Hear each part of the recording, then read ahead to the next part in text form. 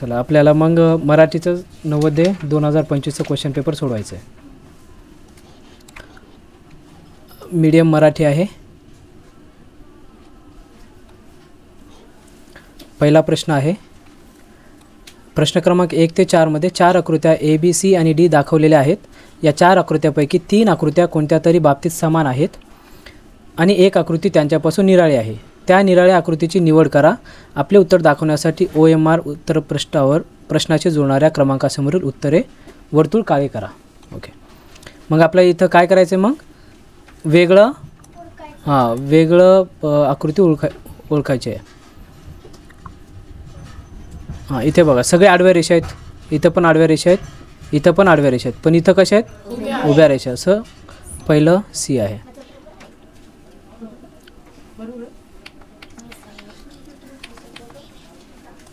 दुसरं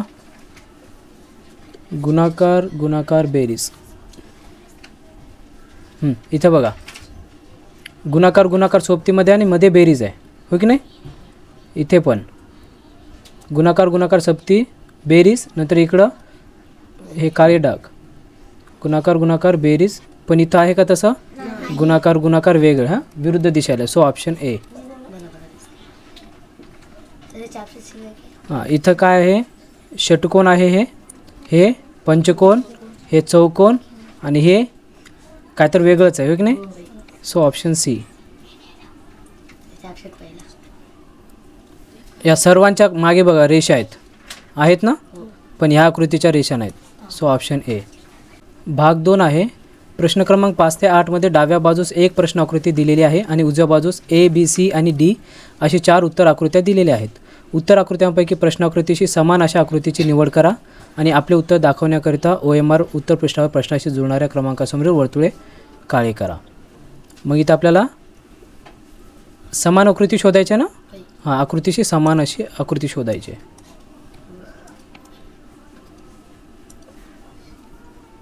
मग याचा ऑप्शन बी बरोबर आहे. ह्या आकृतीशी जुळणारी आकृती ही आहे.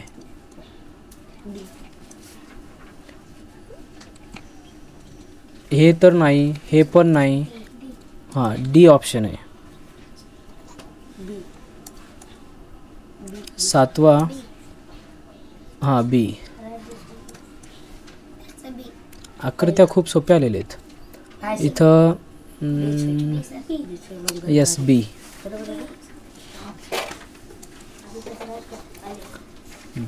इथं आपल्याला दिशा न बदलता काय करायचं आहे? प्रश्नाकृतीच्या संरचनेत आढळणे असे प्रश्न आकृतीच्या संरचनेत लुप्त भागात दिशा न बदलता इथं आपल्याला आकृती पूर्ण करायचं. ही रेषा अशी येते, हे असे येतात, हे अशा आणि हे अशा आणि ह्या रेषा अशा. सो हे कोणत्या आकृतीत आहे? हां राईट, फक्त बी मध्ये आहेत.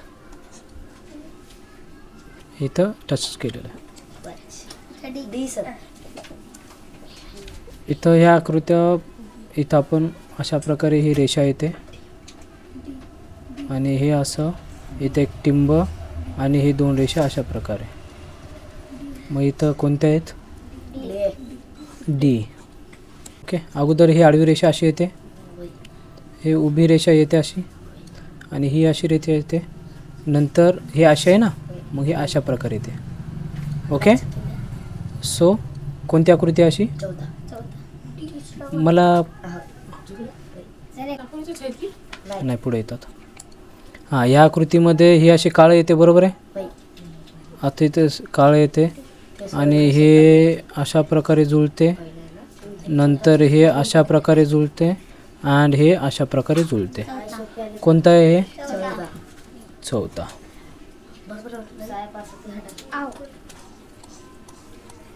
हां, इथं आपल्याला डाव्या बाजूस 3 प्रश्न आकृत्या दिलेल्या आहेत आणि चौथ्या आकृतीसाठी जागा रिकामी सोडलेली आहे. प्रश्न आकृत्या विशिष्ट अनुक्रमाने आहेत. उजव्या बाजूला दिलेल्या उत्तर आकृत्यामधून अशी आकृती शोधून काढा जी मोकळ्या सोडलेल्या प्रश्न आकृतीची जागा घेईल आणि अनुक्रम पूर्ण करेल. आता या आकृतीमध्ये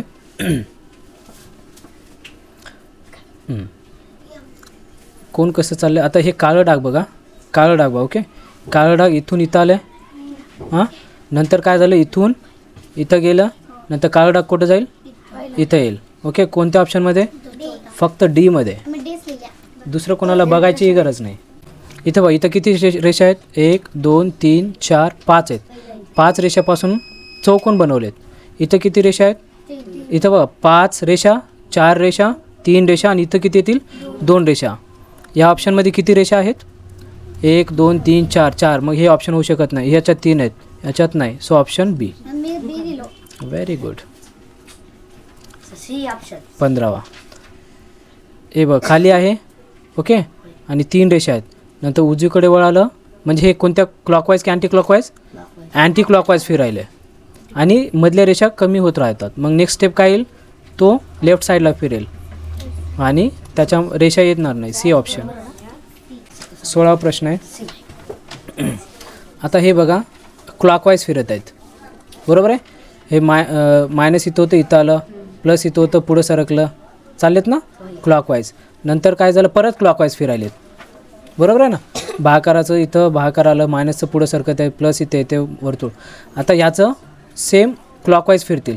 हे जे भाकार आहे इथं येईल, बरोबर आहे. हे मायनसचं इथं जाईल, हे प्लस इथं पुढं येईल, हे वर्तुळ. कोणती आकृती आहे, तिसरा आकृती.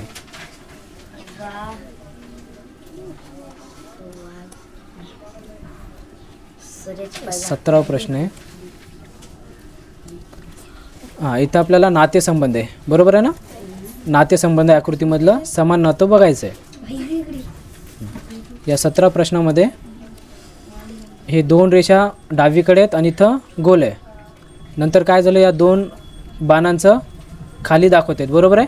आणि हे जे पूर्ण भरलेलं वर्तुळ आहे त्याला पोकळ केलेलं आहे. आता इथं उजवीकडे बघत आहेत, मग इथं काय होईल, वर बघल आणि त्याच्यामध्ये असं पोकळ येईल. सो ऑप्शन बी. ओके. 18व्या प्रश्नामध्ये काय केलं त्यांनी, हे जे 3 नंबरचं आहे ना, 3 नंबरचं बाहेर घेतलेलं आहे, हे त्याच्यामध्ये टाकलेलं आहे. नंतर हे त्रिकोण त्याच्यामध्ये टाकलेलं आहे. इथं बाहेर 3 नंबरला कोण आहे, वर्तुळ आहे, त्याच्यामध्ये कोण येईल, त्रिकोण येईल, नंतर चौकोन येईल. कोणती आकृती आहे, बी आहे. ओके. 19वा प्रश्न अशा प्रकारे आहे. नंतर ह्यालाच ह्याचं तोंड इकडे वर केलं आहे. मग म्हणजे किती अंशाने फिरवलं आहे, 90 अंशाने फिरवलं आहे. ह्याला जर 90 अंश क्लॉकवाईज की अँटी क्लॉकवाईज, अशा प्रकारे अँटी क्लॉकवाईज. मग यालाही 90 अंश जर फिरवल्या तर कुठे येते, इकडे येते. अँटी क्लॉकवाईज फिरवायचं. ओके. हां, मग इकडे येईल त्याचं तोंड, कुठं आहे, सी ऑप्शन. नंतरचा प्रश्न, इथं काय झालं, हे इथं होतं, हां अँटी क्लॉकवाईज फिरवलेत, बरोबर आहे ना. अँटी क्लॉकवाईज फिरवलेत. मग इथं पण आपण अँटी क्लॉकवाईज फिरवल्यावर हे इकडे येते. मग कोणतं ऑप्शन येते, सी ऑप्शन येते. प्रश्न 21 ते 24मध्ये एका भूमितीतील आकृतीचा त्रिकोण चौरस वर्तुळ एक भाग डाव्या बाजूस प्रश्नाकृतीच्या स्वरूपात आहेत, दुसरा भाग उजव्या बाजूच्या 4 उत्तर आकृत्यामध्ये ए बी सी आणि डी यामध्ये आहे. उजव्या बाजूची अशी आकृती शोधून काढा की जी त्या भूमितीतील आकृतीस पूर्ण करेल ना. मग याच्यापासून मला काय पूर्ण करायचं आहे, कोणती आकृती पूर्ण करायचं आहे, त्रिकोण. या आकृतीपासून त्रिकोण पूर्ण करायचं आहे. मग हे जर मी रेषा वाढवलं, मी जर इथं रेषा मारलं, त्रिकोण पूर्ण होते ना. मग हे तुकडा बसते. हे तुकडा कुठे आहे, सी ऑप्शन. इथं मला चौकोन पूर्ण करायचं आहे.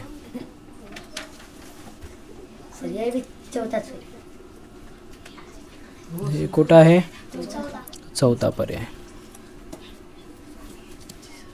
इथं मला वर्तुळ पूर्ण करायचं आहे.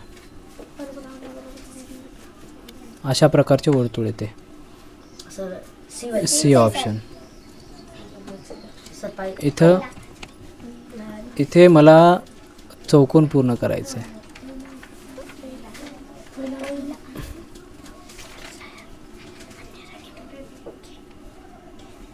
कोणतं दिसतं इथं, पहिला ऑप्शन. 25 ते 28मध्ये डाव्या बाजूस एक प्रश्नाकृती आहे आणि ए बी सी आणि डी अशा 4 उत्तराकृती उजव्या बाजूस दिलेल्या आहेत. प्रश्नाकृतीचे तंतोतंत प्रतिबिंब असणारी उत्तराकृती शोधून काढा. आता प्रतिबिंब आहे, आता हे प्रतिबिंब आहे ना इकडं, म्हणजे हे आरशातील प्रतिमा आहे. याचा आरशातील प्रतिमा शोधायचा आहे आपल्याला. कोणत्या याच्या आरशातील प्रतिमा, यस डी येईल. Sir MD. ओके, याच्या आरशातील प्रतिमा डी येईल. 26वा C. Right, C option. 27वा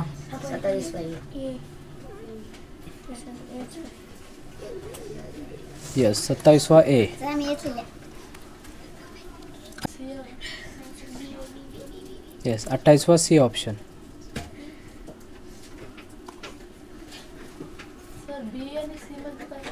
हे अरे याच्यामध्ये फरक आहे. त्यासाठी फरक, जेव्हा तुम्हाला दोन आकृत्या सेम टू सेम दिसतात तेव्हा तुम्हाला काळजी घ्या म्हणलो होतो. त्या दोघांना चांगलं चेक करा म्हणलो होतो. आता ओके.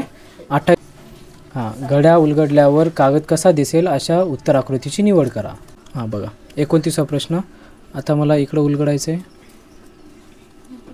आता हे नंतर इकडं उलगडा. कोणता ऑप्शन आहे? चौथा ऑप्शन.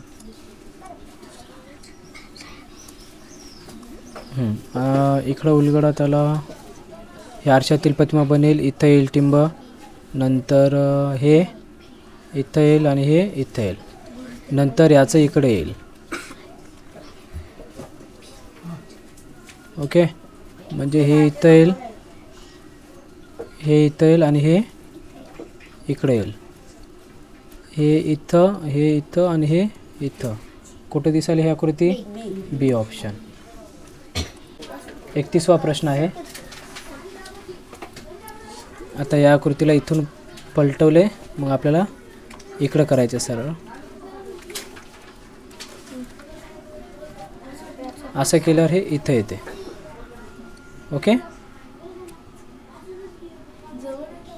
हो. नंतर इकडं जर केल्या तर कुठे येते? असं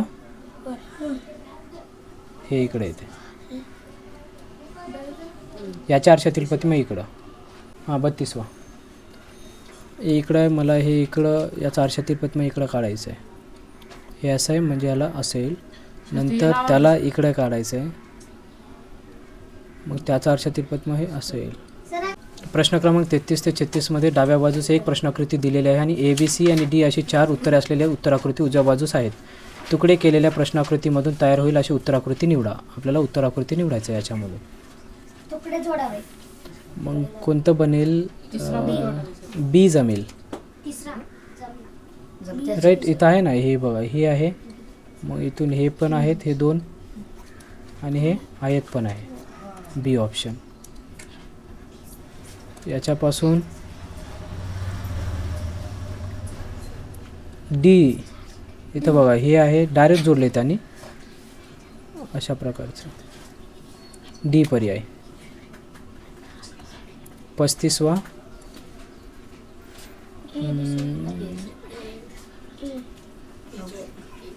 हो 35वा ए. इथं हे त्रिकोण आहे आणि बाजूच्या आकृत्या पण आहेत. इथे एक मोठं त्रिकोण आहे, नंतर छोटं त्रिकोण, आणि हे नाही, हे पण नाही, काटकोन त्रिकोण पाहिजे. हे सी ऑप्शन.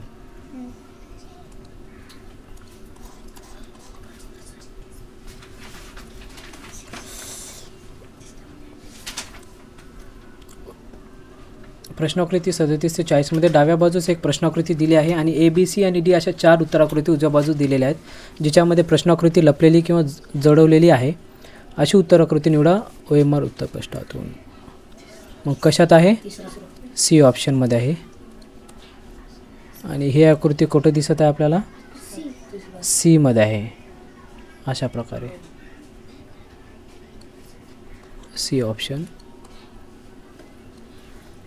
हे ए मध्ये आहे. लपलेली आकृती शोधायची आपल्याला. 40वा हां तिसरा ही ते गणित भाग आहे. 41चा प्रश्न आहे 90चे मूळ अवयव. आपल्याला 90चे मूळ अवयव पाडायचे. मग 90, मग पहिला 3 ने भाग जातो, 3 त्रिक 90, 3 दे 30, 1 न जाते. अय्यो. ठीक आहे 3 केलं तर चालते, नंतर 2 नाही करता येते.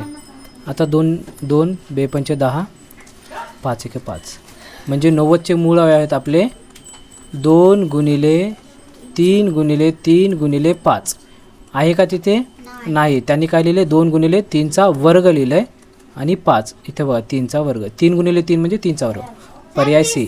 हां आता दिलेलं आहे आपल्याला 9432 भागिले 1.25 इक्वल्स टू 7545.6. पहिल्यांदा आपण या गणिताला गुणाकारात करून घ्यायचं. 9432ला 1.25ने भागाकार केल्यावर 7545.6 आले. बरोबर आहे. म्हणजेच मला ह्या दोघांचा गुणाकार जेव्हा करतो ना 7545.6 गुणिले 1.25 माझं उत्तर किती येते? 9432 येते. पण बघा इथं 2 अंकानंतर दशांश आणि इथं 1 अंकानंतर दशांश आहे. याच्यात आहे का? नाही. म्हणजे काय झालं नंतर 3 शून्य आहेत. ठीक नाही. आपण इथं 3 अंक आहेत ना, इथं 2 अंक आणि इथं 1 अंक, म्हणजे 3 अंकानंतर मला दशांश जायचं आहे. म्हणजे याच्या पुढं 3 शून्य आहेत अशा प्रकारे, दशांश नाही. म्हणजे मग आपल्याला काय दिलं इथं किती दिलं? 9.432000 आणि इथं किती आहे? 12.5. मग आपल्याला आता किती येते? आता बघा किती अंकाने शून्य वाढवलेत? 1 2 3 4 5 6 6 अंकांनी वाढवलेत. इथं किती आहे? 1 अंकाने. मग इथं किती अंकांनी पाहिजे? 5 अंकांनी दशांश पाहिजे. इथं आहे बघा 1 2 3 4 5 0.75456. कळालं? हे गणित अशा प्रकारे आहे. ऑप्शन बी. 43वा प्रश्न आहे. भागाकाराच्या एका प्रश्नात जर भाजक 51 भागाकार 16 बाकी 27 तर भाज्य किती? आपल्याकडे सूत्र आहे भाज्य बरोबर भाजक गुणिले भागाकार अधिक बाकी. भाजक किती आहे? 51 आहे गुणिले भागाकार किती आहे? 16 आहे अधिक बाकी किती आहे? 27 आहे. मग या दोघांचा अगोदर गुणाकार करून घ्यायचं. 16 1 16 अच्छा 1 16 85 1 81 प्लस 27 यांची बेरीज येईल 6 7 13 अच्छे 1 4 843. हां आता यांची बेरीज करायचं आपल्याला. बेरीज करायचं ना. 44वा प्रश्न आहे. या सर्व संख्यांची बेरीज करायचं आहे. 1.1 1.01 1.001 0.01 11.01 111.1001. आता इथं पुढचे काही संख्या नाहीत म्हणजे शून्य देऊन टाका. इथं 2 शून्य, इथं 1 2 3 1 शून्य, इथं 2 शून्य, इथं 2 शून्य. ओके. आता याच्या खाली काय नाही 1 आहे, इथं 1 आहे, इथं 1 2 3 आहेत, इथं 1 2 आहे, 1 2 3 4 5 2 1 125.2311 125.2311 ऑप्शन सी. 45वा प्रश्न. पुढीलपैकी कोणती संख्या नेहमी प्रत्येक मूळ संख्येचा अवयव असते? प्रत्येक मूळ संख्येचा अवयव फक्त एकच असू शकते. मूळ संख्या बघा 2चा अवयव किती? 1 आणि 2. 3चे अवयव 1 आणि 3. 7चे अवयव 1 आणि 7. कंपल्सरी ही 1 जे आहे मूळ संख्येचा अवयव राहणारच आहे. So option A. 47वा प्रश्न आहे 46वा प्रश्न आहे. 4 2 0 आणि 7 या सर्व अंकापासून तयार होणाऱ्या मोठ्यात मोठी आणि लहानात लहान संख्येतील तफावत आहे. तफावत म्हणजे फरक. वजाबाकी करायचं आपल्याला. मोठ्यात मोठी संख्या कोणती तयार होईल मग? 7 4 2 0 ही मोठी संख्या आणि लहान संख्या 2 0 4 7 यांची तफावत वजाबाकी येईल 3. इथं 1 7 3 5 5373. 47वा प्रश्न आहे. प्रत्येकी 300 ml च्या 17 पाण्याच्या बाटल्या आणि प्रत्येकी 130 ml च्या ज्यूसच्या 30 बाटल्या एका जगमध्ये रिकाम्या करण्यात आल्या आहेत. जगमध्ये एकूण किती लिटर द्रव आहे? प्रश्न काय म्हणाले? प्रत्येकी 300 ml च्या 17 पाण्याच्या बाटल्या आणि प्रत्येकी 130 ml च्या ज्यूसच्या 30 बाटल्या एका जगमध्ये रिकाम्या करण्यात आल्यात. म्हणजे एका जगमध्ये टाकलेले 300 ml च्या 17 बाटल्या आणि 130 ml च्या ज्यूसच्या 30 बाटल्या एका बॉटलमध्ये मिक्स करण्यात आले ते पूर्ण. तर जगमध्ये एकूण किती लिटर द्रव आहे? मग 300 ml च्या 17 बाटल्या आहेत. मग यांच्यापासून किती भेटते? 300 ml गुणिले 17 किती येते? 17 त्रिक 51, 5100 ml. आणि 130 ml च्या 30 बाटल्या, 130 ml च्या 30 बाटल्यापासून किती भेटते? हे 2 शून्य जशास तसं 33 39. मग यांची काय करायचं आहे? एकूण काढायचं ना, मग बेरीज करायचं. हे ml ला ml 0 0 9 1 10 आजचा लेख 6 3 9 9000 ml म्हणजेच किती होते? 9 लिटर. ओके, आपल्याला लिटर दुसरा ऑप्शन. हां, आता याचं 48वा प्रश्न आहे. 3 + 300 100 + 300 1000 + 300 हे 7 प्रश्नामध्ये आले. मी काल लिहून पॉईंट देऊन शून्य दिलो. हां ठीक आहे, चालेल. त्याच्यात सही. ची बरोबर दशांश संख्या आहे. मग हे 3 ला 3 करायचं आपल्याला, प्लस 3/100 आहे. मग वर 2 अंकानंतर दशांश देऊन टाका, खाली 100 असेल तर 03 प्लस याचं किती अंकानंतर 003. इथं 1 2 3 4 5 6 0.00003 4 5 6. ओके, 6 अंकानंतर. मग यांची बेरीज काय येईल? 3.033. इथे 3 झाले, मग बाकीचे 003. ओके, ऑप्शन दुसरा. 49वा प्रश्न आहे. 8 - 18 - 16 - 5 - 4 - 1 हे आपल्याला पदावली सोडवायचे. या प्रश्नामध्ये 4 - 1 वर बार आहे, बरोबर आहे. म्हणजे आपल्याला अगोदर हे क्रिया करावं लागेल, अगोदर हे सोडून घ्यावं लागेल. 4 - 1 किती येते? 3 येते. मग नंतर हे 5 मायनस इथं -16 -18 -8. आता 5 मधून 3 गेल्यावर 2. इथं 16 मायनस 18 मायनस आणि 8 मायनस 16 मायनस 2 14 18 मायनस आणि 18 मधून 14 गेल्यावर 4 8 मधून 4 4. So option C. 50वा प्रश्न आहे. सुरेश त्याच्या काकांना भेटायला सकाळी 9 वाजता घरातून बाहेर पडला. तो 10 मिनिटे चालत गेला, 1 तास 5 मिनिटे बसमधून गेला आणि शेवटी 15 मिनिटे चालत काकांच्या घरी पोचला. तो त्यांच्या घरी 3 तास 20 मिनिटे थांबला आणि संध्याकाळी 3 वाजून 30 मिनिटाला घरी परतला. परतीच्या प्रवासात त्याला किती वेळ लागला? ओके, परतीच्या प्रवासात म्हणजे परत यायला त्याला किती वेळ लागला? 9 वाजता निघाले इथून. किती वाजता? 9 वाजता.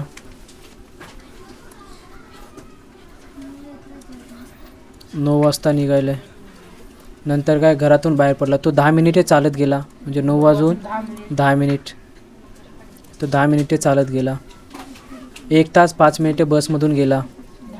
1 तास 5 मिनिटे म्हणजे 10 वाजून 15 मिनिटाला बसमधून गेला आणि शेवटी 15 मिनिटे चालत काकांच्या घरी पोहोचला. शेवटी 15 मिनिटे म्हणजे 10 वाजून 30 मिनिटं. 10 वाजून 30 मिनिटाला तो काकांच्या घरी पोहोचला. तो त्यांच्या घरी 3 तास 20 मिनिटे थांबला. 3 तास 20 मिनिटे. मग इथं किती येईल? 10 11 12 1 वाजून 50 मिनिटे. 1 वाजून 50 मिनिटे ओके होतात. आणि संध्याकाळी किती? नंतर आता थांबला, नंतर संध्याकाळी निघतो ना, संध्याकाळी 3 वाजून 30 मिनिटाला घरी पोहोचला. 3 वाजून 30 मिनिटाला त्यानं परत घरी पोहोचला. आता घरी काकांच्या घरी तो किती वाजेपर्यंत थांबला? 1 वाजून 50 मिनिटापर्यंत. नंतर 3 वाजून 30 मिनिटाला तो पोहोचला. म्हणजे ह्याच्यातून हे वजा करायचं आपल्याला. 3 वाजून 30 मिनिटातून 1 वाजून 50 मिनिट गेल्यावर 30 मिनिटातून 50 मिनिट जातात का? नाही. इकडले 1 तास म्हणजे 60 मिनिट, म्हणजे इथं 90, इथं 2 होतात. 90 म्हणून 50 गेल्यावर 40 मिनिट, येतं 2मध्ये 1. तो 1 तास 40 मिनिटात. हां, कारण हे 1 तास देतो ना त्यानं. 1 तास म्हणजे 60 मिनिट देतो. ऑलरेडी 30 मिनिट आहेत त्याच्याकडे, त्यासाठी 90 मिनिटे होतात. म्हणजे त्याला 1 तास 40 मिनिटे लागली परतीच्या प्रवासात. 1 तास 40 मिनिटे. पर्याय क्रमांक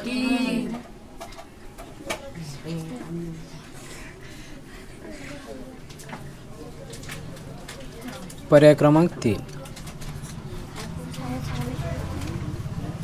51वा प्रश्न आहे. 20.0925 चे सोपे अपूर्णांक रूप लिहा. आता 20.0925चं मला अपूर्णांकामध्ये लिहायचं आहे. मग छेदामध्ये किती ग मी 20.0925 किती ग छेदामध्ये 1 2 3 4 4 शून्य, कारण 4 अंकानंतर दशांश आहे ना, मग 4 शून्य घ्यावं लागेल. मग कटाकटी करू. हां, 5 न जाते, 5 2 10, 3 शून्य, इथं 25, शून्याला शून्य, 5 1 5, 4 उरले 45 40, 5 5 25, परत 5 न जाते 25, शून्याला शून्य, 45 40, शून्य, 5 3 15, 3 उरले 5 7 35, परत जाते का. आन्सर आहे बघा कुठं 8037 डिवाइड बाय 400. Option C. 52 प्रश्न आहे. एका चौरसाकार बागेची बाजू 50 मीटर आहे. चौरसाकार आहे, मग चौरस बाजू किती 50 मीटर आहे. बागेच्या आतल्या बाजूला चहूकडे 2.5 मीटर रुंद रस्ता आहे. आता बागेच्या आतल्या बाजूला चहूकडे म्हणजे चारही दिशांनी 2.5 मीटर रुंद रस्ता आहे. म्हणजे हे रस्ता आहे, सपोज हे रस्ता आहे. किती मीटरचा आहे हे, रुंदी किती मीटरची आहे 2.5 मीटरची रुंदी आहे. या रस्त्याचे सपाटीकरण करण्यासाठी ₹10 प्रति चौरस मीटर या दराने किती खर्च येईल. ₹10 प्रति चौरस मीटर. आता चौरस मीटर कशाचं एकक आहे, क्षेत्रफळाचं एकक. म्हणजे मला याचं क्षेत्रफळ काढावं लागेल. ओके, या रस्त्याच्या हे जे रस्ता आहे ना त्याचं क्षेत्रफळ काढावं लागेल. मग हे रस्ता बघा आता, म्हणजे हे रस्ता आयताकारच असते ना, हे रस्ता आयताकारच आहे की नाही. जाडी रुंदी किती आहे 2.5 मीटर आहे, लांबी 50 मीटर आहे. मग ह्या आयताकार रस्त्याची किती होते क्षेत्रफळ 50 गुणिले 2.5. तसंच ह्याचं पण होते ना, याचंही होते ना तेवढंच. वरच्याचं खालच्याचं जेवढं क्षेत्रफळ येईल तेवढंच वरच्या रस्त्याचं पण येते. म्हणजेच याला 25 5 125 0 म्हणजे 125 आलं. मग वरच्याचं धरल्यावर हां वरच्याचं पण 125, खालच्याचं 125, वरच्याचं 125. आता हे धरा, मग हे किती येईल इथून इथपर्यंत किती येईल, जाडी किती आहे 2.5 आहे ना. मग वरचं 2.5 आणि खालचं 2.5 वजा करावं लागेल आपल्याला, म्हणजे एकूण 5 वजा करावं लागेल. ओके, हां म्हणजे टोटल किती आहे हे 50च आहे ना, चौरसाकार आहे, टोटल 50 आहे. पण आता आपल्याला एवढंच बाजू धरायचं आहे. आपल्याला इथं रस्ता किती आहे एवढंच रस्ता धरायचा आहे, कारण ऑलरेडी ह्या रस्त्याची काढले ना आपण, फक्त एवढंच रस्ता धरायचा आहे. वरचं किती काढून टाकल्या 2.5, खालचं 2.5, म्हणजे 2.5 आणि 2.5 5 गेले. मग हे वरचे किती राहते, हे फक्त 45 मीटर राहते. आणि रुंदी तर बरोबर 2.5च राहणार आहे. इथं पण 45 मीटरच राहते उंची आणि रुंदी 2.5च राहणार आहे. म्हणजे 45 गुणिले 2.5 किती येते 25 5 सव्वाशे 8 12 25 100 12 112 किती अंकांत दशांश 2 अंकांत दशांश. अशी ह्याचं पण क्षेत्रफळ येते तेवढंच 112.5. मग एकूण किती होते हां एकूण क्षेत्रफळ किती होते बेरीज हे 5 आणि 5 मी जर बरोबर मानलं आता 112.5 112.5 5 आणि 5 10 आजचाला 1 5 आणि 5 10 10 आणि 11 11 आणि 4 15 आजचाला 1 2 2 4 आणि 5 5 आणि 2 7 1 2 3 4 475 आले. मग हे 475 का चौरस मीटर या पूर्ण रस्त्याचे क्षेत्रफळ आहे. मग किती खर्च यायले ₹10 प्रति चौरस मीटर आहे. मग तेवढं त्या 475 चौरस मीटरला किती येईल गुणिले 10 करावं लागेल. 4750 रुपये खर्च येईल. 4750 रुपये. 53वा प्रश्न आहे 33/40 मधून काय वजा केल्यावर 11/40 मिळेल. मग 33/40 मधून काय वजा केल्यावर सपोज मी x वजा केल्यावर 11/40 मिळेल. हे -x ला -x ठेवा, -x आहे ना. हे 11/40 हे 33/40 इकडं आल्यावर -33/40 छेद समान आहे. छेद समान आहे ना. मग छेद 1 लिहा. 11 - 33 इथं -x याचं किती येईल मग 11 मधून 33 जातात का नाही. 33 मधून 11 गेल्यावर 22/40 आणि मायनस चिन्ह राहते. मायनस कटतात. मग x बरोबर किती आलं 22/40. ओके कटोकटी होते. हां हे 11चा 2 कटोकटी होते 11 इथं 20 11/20. 54वा प्रश्न आहे टीनाने एक स्कूटर 55,000 रुपयात खरेदी केली. तिने त्याच्या दुरुस्तीवर 3,400 खर्च केले आणि मैत्रिणीला 56,030 मध्ये विकली. तिला झालेला फायदा किंवा तोटा काढा. मग एकूण खरेदी किंमत किती येते. एकूण खरेदी किंमत बरोबर हे घेतलेले 55,000 प्लस 3,400 मग किती होते 58,400 रुपये पडते तिला स्कूटर. आणि कितीला विकायली. हां विक्री किंमत किती आहे 56,030. मग तिला ही तर विक्री किंमत कमी आहे खरेदी किंमत जास्त आहे. मग तिला काय झालं तोटा. मग तोटा किती होते खरेदी किंमतमधून विक्री किंमत वजा करा. 58,400 मधून 56,030 वजा करा. 0 0 7 इथं 3 ला 3 8 मध्ये सांगल्यावर 2 मग 2,370 रुपये तिला तोटा झाला. आपल्याला काढायचं आहे फक्त तोटाच काढायचा. ओके 2,370 रुपये. एक दुकानदार 1 रुपयाच्या 5 चॉकलेट्स विकत घेतो आणि 1 रुपयाच्या 4 या दराने विकतो. एकूण 125 रुपयांचा फायदा करून घेण्यासाठी तो किती चॉकलेट्स विकतो. एक दुकानदार 1 रुपयाच्या किती चॉकलेट्स आहेत 5 चॉकलेट्स आहेत आणि 1 रुपयाच्या किती विकतो 4 हो की नाही. 1 रुपयाच्या 4 चॉकलेट्स विकतो तो. मग किती उराले त्याच्याकडे 1 चॉकलेट उराले. बरोबर आहे 1 चॉकलेट उराले. मग त्याला किती रुपयाचा फायदा पाहिजे एकूण 125 रुपयांचा फायदा पाहिजे. 125 रुपयांचा फायदा पाहिजे. मग आपल्याला बघूया 1 रुपये फायदा पडण्यासाठी 1 रुपये फायदा पडण्यासाठी त्याला किती रुपयाचे चॉकलेट्स विकावे लागतील. बघा जेव्हा त्याने 2 रुपयाच्या चॉकलेट्स विकतो मग 2 रुपयाच्या किती चॉकलेट्स विकतो तो 8 चॉकलेट्स विकतो. उरतात किती त्याच्याकडे 2 चॉकलेट म्हणजे 2 चॉकलेटचे फायदे आहेत. जेव्हा 3 रुपयाला विकतो तेव्हा 4 चॉकलेट विकतो तो. मग किती चॉकलेट्स जमा होतात त्याच्याकडे 3 चॉकलेट. आणि जेव्हा 4 रुपयाच्या चॉकलेट विकतो तेव्हा 16 चॉकलेट विकतो आणि त्याच्याकडे 4 चॉकलेट उरतात. आणि जेव्हा 5 रुपयाच्या चॉकलेट विकतो तेव्हा 20 चॉकलेट विकतो आणि त्याच्याकडे किती चॉकलेट उरतात 5 चॉकलेट उरतात. 5 चॉकलेट म्हणजेच त्याने किती रुपयाला घेतला होता 1 रुपयाला घेतला होता. बरोबर आहे ना. म्हणजे जेव्हा त्यानं 5 रुपयाच्या चॉकलेट विकते ना तेव्हा त्याला 1 रुपयाचा फायदा आहे. म्हणजे जेव्हा त्यानं 5 रुपयाचे चॉकलेट विकतो त्याला 1 रुपये फायदा होतो. पण त्याला किती चॉकलेट विकावं लागतात 20 चॉकलेट. म्हणजे 1 रुपये फायद्यासाठी त्याला किती चॉकलेट्स विकावे लागतात 20. 1 रुपये फायद्यासाठी 20 चॉकलेट्स विकावे लागतात. तर 125 रुपये फायद्यासाठी किती चॉकलेट्स विकावे लागतील. आपल्याला चॉकलेट्स विचारलेत. हां 1 रुपये फायद्यासाठी किती चॉकलेट विकायला लागेल त्याला 20 चॉकलेट. मग आपल्याला फायदा कितीचा पाहिजे 125 रुपयांचा फायदा पाहिजे. मग गुणाकार करून टाका. 0 ला 0 2 5 10 8 1 2 2 4 1 5 2 1 2 2,500 चॉकलेट्स विकावे लागतील त्याला.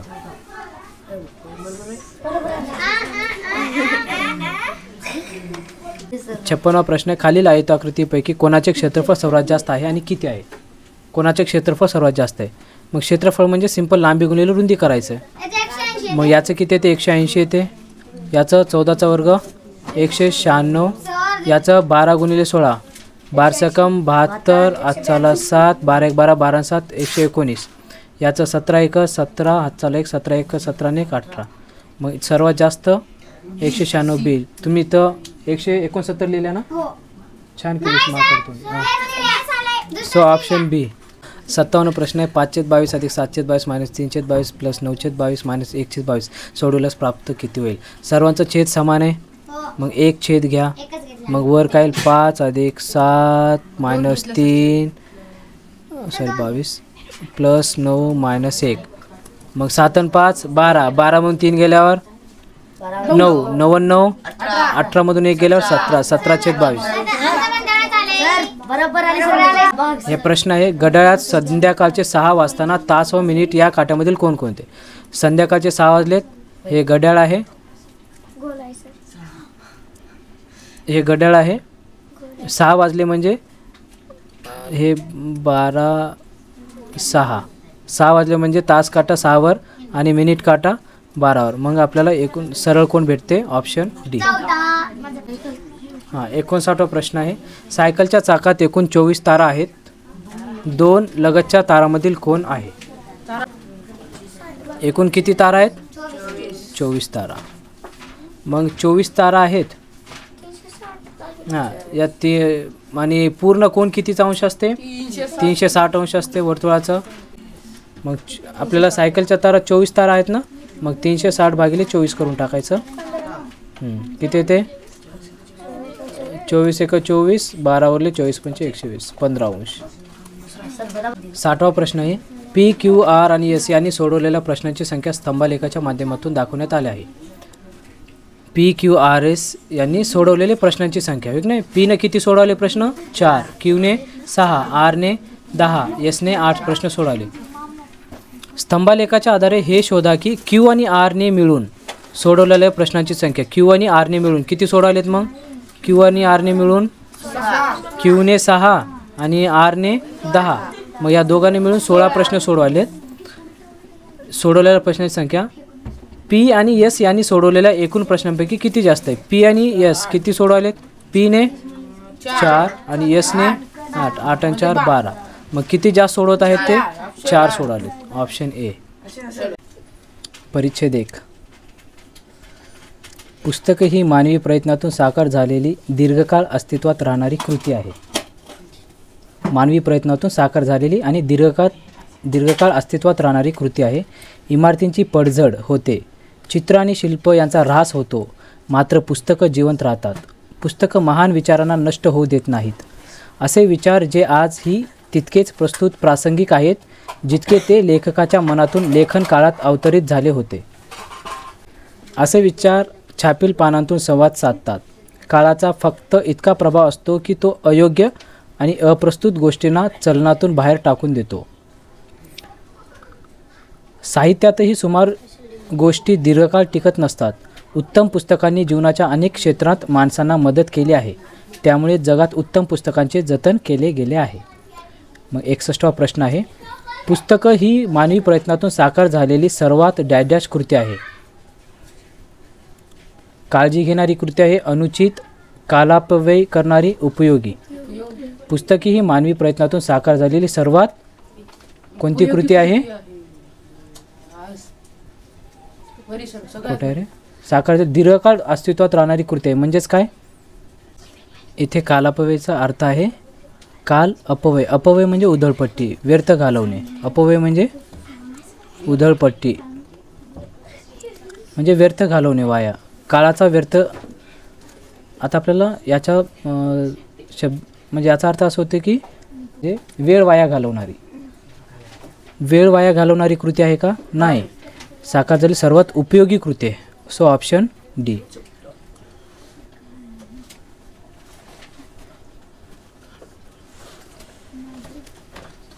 बासष्टवा प्रश्न आहे. काल प्रभावात पुस्तकं टिकून राहतात कारण त्यात लेखकाचे मन असते. त्यात महान विचार असतात. त्यात अप्रस्तुत सामग्री असते. त्यात मुद्रित सामग्री असते. कारण त्यात महान विचार असतात. त्याच्या महान विचारामुळे ते टिकून राहतात. प्रश्न आहे, पुढीलपैकी अनुपयुक्त शब्दाचा समानार्थी शब्द. अनुपयुक्त म्हणजे अयोग्य. अनुपयुक्त म्हणजे अयोग्य. 64वा प्रश्न आहे, जगात उत्तम पुस्तकांचे जतन केले जाते कारण ते आम्हाला शिकवतात, जीवनाच्या अनेक क्षेत्रात मदत करतात, कालापव्यय होतो, मानवी प्रयत्नांना उत्सव असतो. मग जगात उत्तम पुस्तकांचे जतन काय केले जाते? इथं बघा, उत्तम पुस्तकांनी जीवनाच्या अनेक क्षेत्रात माणसांना मदत केली आहे. म्हणजे ते जीवनाच्या अनेक क्षेत्रात काय करतात? मदत करतात. त्यासाठी त्यांना जतन केलं पाहिजे. 65. परिच्छेदात पडझड हा शब्द कोणत्या अर्थाने वापरला गेला आहे? पडझड कुठं आहे? इमारतींची पडझड. पडझड म्हणजे ढासाळणे, आहे की नाही? इमारती ढासाळतात ना, काय?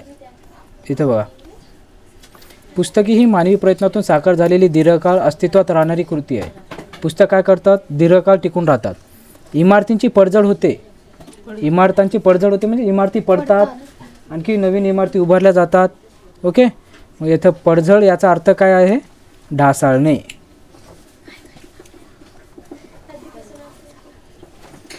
परिच्छेद दुसरा.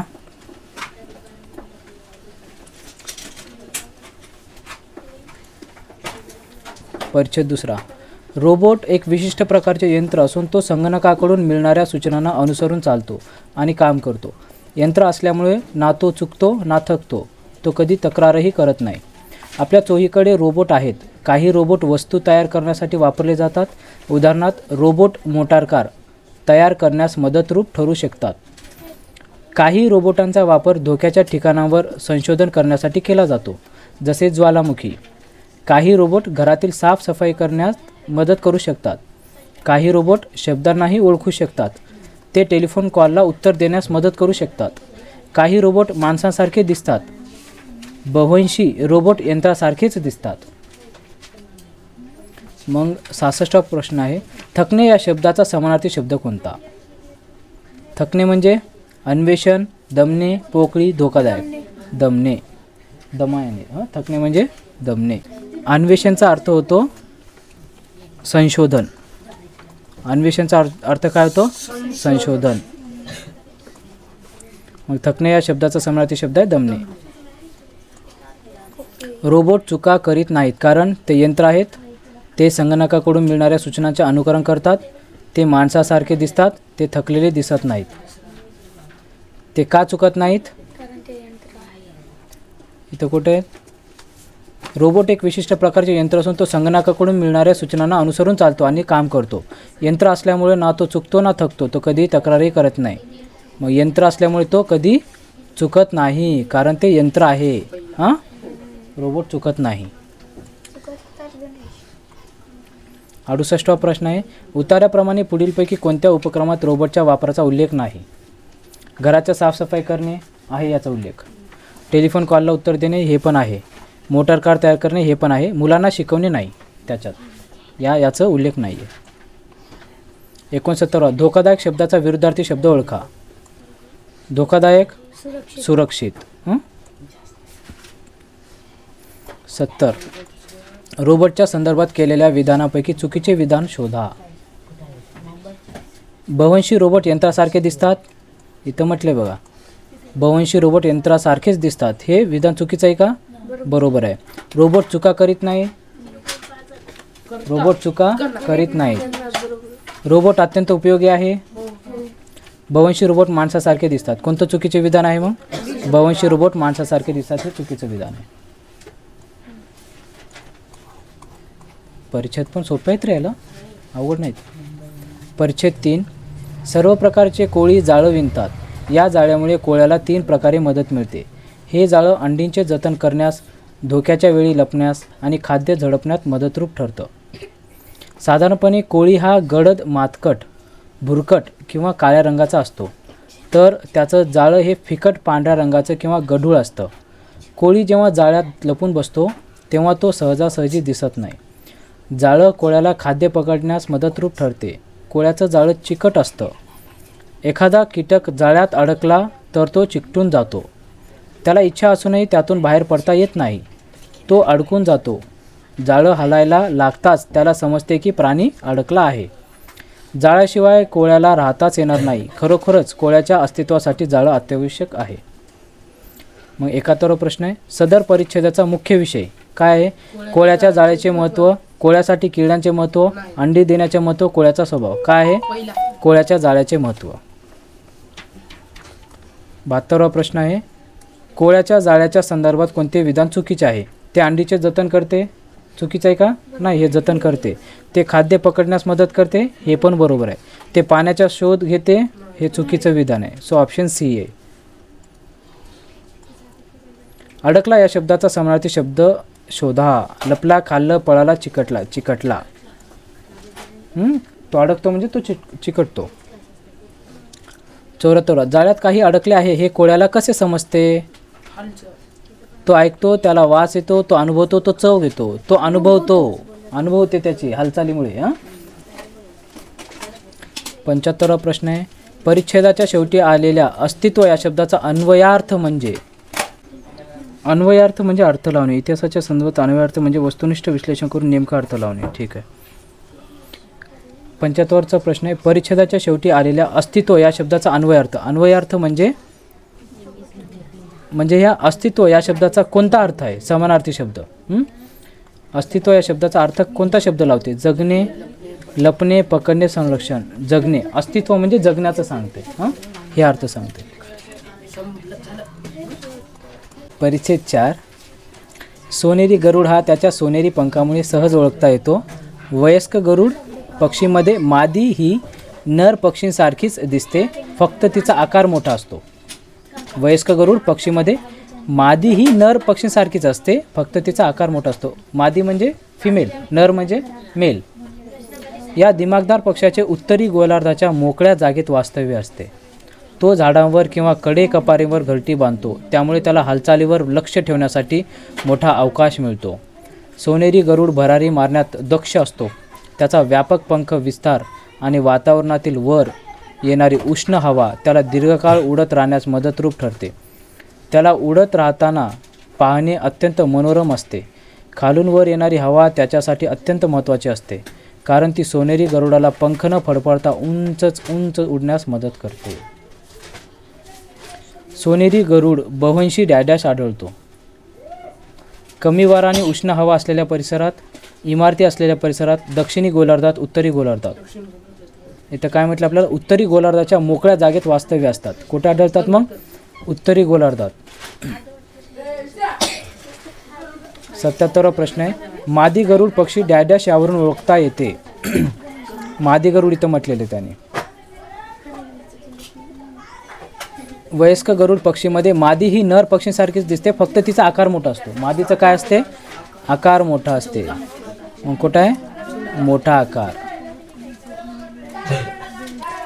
78 घरटी बांधण्यासाठी गरुडाला कोणती जागा उपयुक्त वाटते? मोकळी जागा, झाडे झुडपे नसलेला परिसर, उंच अवकाशात, इमारतींचा मोकळा परिसर.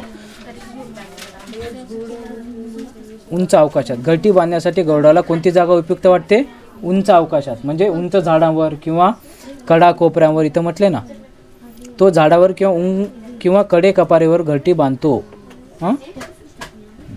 79वा प्रश्न आहे, दिमागदार शब्दाचा समानार्थी शब्द ओळखा. स्वर्णिम, विनयशील, भव्य, सुशील. दिमागदार म्हणजे भव्य.